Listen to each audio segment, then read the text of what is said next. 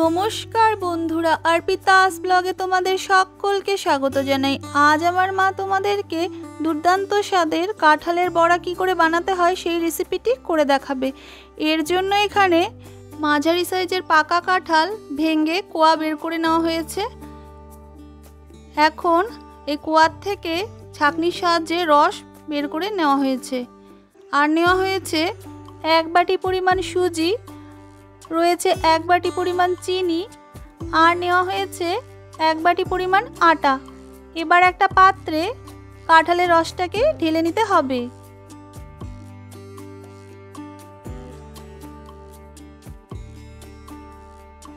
এখন এর মধ্যে 1 বাটি পরিমাণ সুজি দিয়ে দেওয়া হলো। এটাকে ভালো করে মিশিয়ে ব্যাটারটা তৈরি করে নিতে হবে।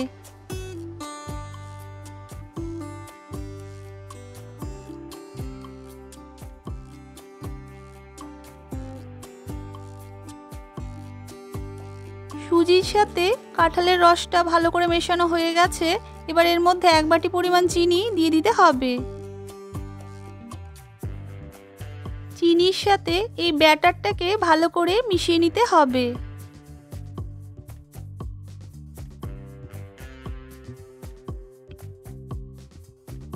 ব্যাটারটা চিনির সাথে ভালো করে মেশানো হয়ে গেছে। এবার এর মধ্যে 1 বাটি পরিমাণ আটা অল্প অল্প করে দিয়ে দিতে হবে। এবার এটাকে ভালো করে মিশিয়ে নিতে হবে। ব্যাটারটাকে ভালো করে যত মেশানো হবে তত পিঠেটা সফট হবে। আর ব্যাটারটাকে বেশি গাঢ় বা বেশি হালকা করা যাবে না, এটাকে মিডিয়াম ঘনত্বে রাখতে হবে।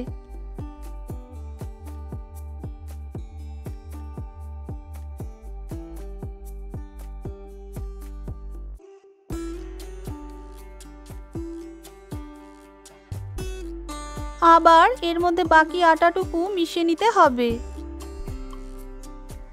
এখন এটাকে আবার হালকা করে মিশিয়ে নিতে হবে।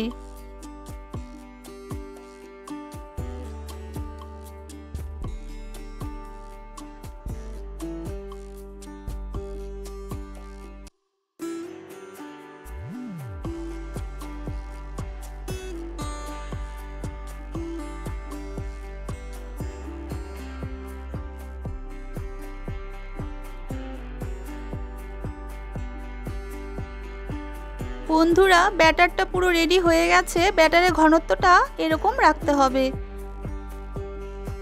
একদম পারফেক্ট ব্যাটারটা রেডি করা হয়ে গেছে। এখন এটাকে একটা ঢাকনি দিয়ে 5 মিনিট মতন ঢেকে রেখে দিতে হবে। 5 মিনিট হয়ে গেছে। এবার ঢাকনিটা তুলে নিতে হবে। আবার এটাকে অল্প নেড়ে নিতে হবে।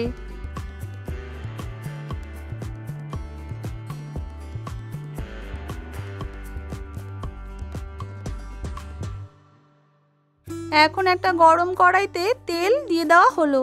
তেল গরম হয়ে গেছে। এবার অল্প অল্প করে ব্যাটার নিয়ে গরম তেলে দিয়ে দিতে হবে।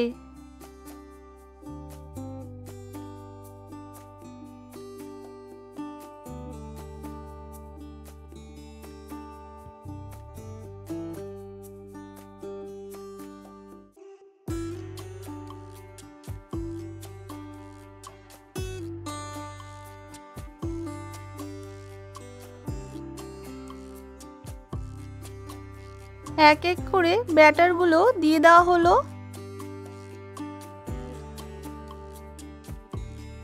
এবার এটাকে হালকা করে নেড়ে উল্টে দিতে হবে। দেখো বন্ধুরা, বড়ার একটা পাশ হালকা ব্রাউন কালার হয়ে এসছে, একটা পাশ ভাজা হয়ে গেছে। এবার আরেকটা পাশ ভালো করে ভেজে নিতে হবে।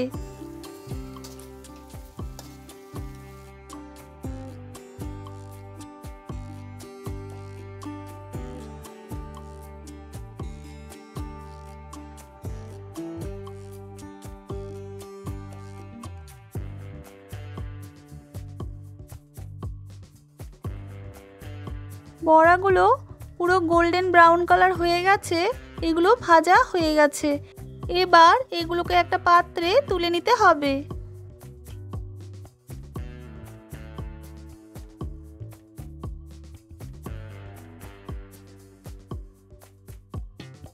আবার একই রকমভাবে অল্প পরিমাণ ব্যাটার নিয়ে গরম তেলে দিয়ে দিতে হবে।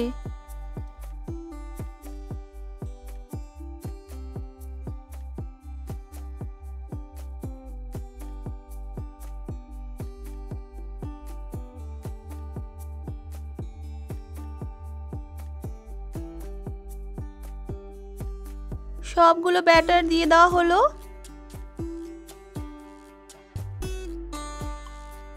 এবার এটাকে আবার হালকা করে নেড়ে উল্টে দিতে হবে।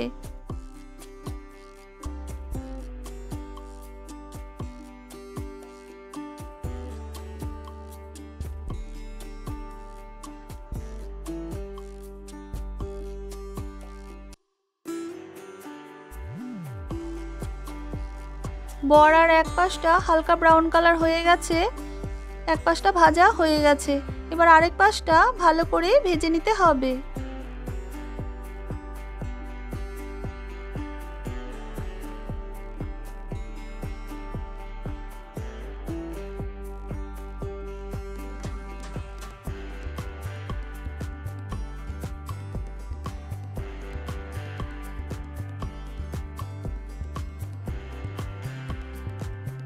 বড়াগুলো পুরো গোল্ডেন ব্রাউন কালার হয়ে গেছে, কাঁঠালের বড়াগুলো ভাজা হয়ে গেছে। এবার এই বড়াগুলোকে একটা পাত্রে তুলে নেওয়া হলো।